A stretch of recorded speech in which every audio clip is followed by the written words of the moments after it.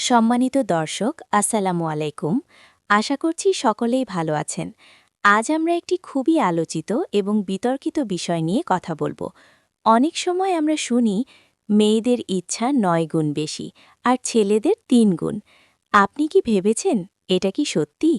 চলুন ধীরে ধীরে বিষয়টা বিশ্লেষণ করি।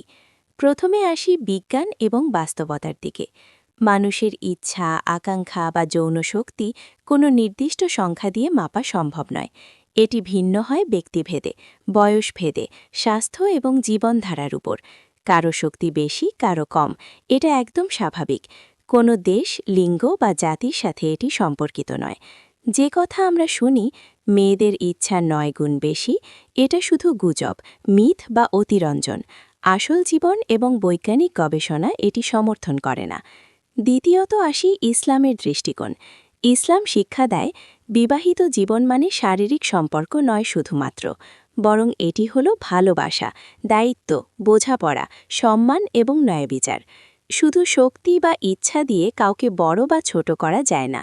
বিবাহিত জীবনের আসল শক্তি হল ১. নিজের নিয়ন্ত্রণ রাখা, ২. ন্যায়বিচার করা, ৩. স্ত্রীর প্রতি দায়িত্ব পালনে সচেতন থাকা, ৪. আল্লাহভীতি বজায় রাখা। তৃতীয়ত, স্বাস্থ্য এবং জীবনধারা সম্পর্কিত কিছু গুরুত্বপূর্ণ বিষয়। যৌবনের শক্তি বৃদ্ধির জন্য নিয়মিত ব্যায়াম, স্বাস্থ্যকর খাদ্যাভ্যাস, পর্যাপ্ত ঘুম, মানসিক চাপ কমানো, এগুলো স্বাভাবিকভাবে শরীর ও মনকে সুস্থ রাখে এবং সম্পর্কেও ইতিবাচক প্রভাব ফেলে। অর্থাৎ শক্তি বা ইচ্ছা বৃদ্ধি করতে কোনো জাদুকরী সংখ্যা বা গুণ নেই। সরাসরি মেয়েরা ৯ গুণ বেশি, ছেলে ৩ গুণ ধরনের কথায় বিশ্বাস করলে ভুল ধারণা তৈরি হয়। চতুর্থত, সম্পর্কের সফলতার মূল চাবিকাঠি: বোঝাপড়া, বিশ্বাস, দায়িত্ববোধ এবং আল্লাহভীতি। এই ৪টি থাকলে কোনো লিঙ্গই অন্য লিঙ্গের চেয়ে বেশি শক্তিশালী হওয়ার দরকার নেই। চূড়ান্ত শিক্ষা: ইচ্ছা, আকাঙ্ক্ষা বা যৌবনের সংখ্যা নিয়ে না ভাবুন।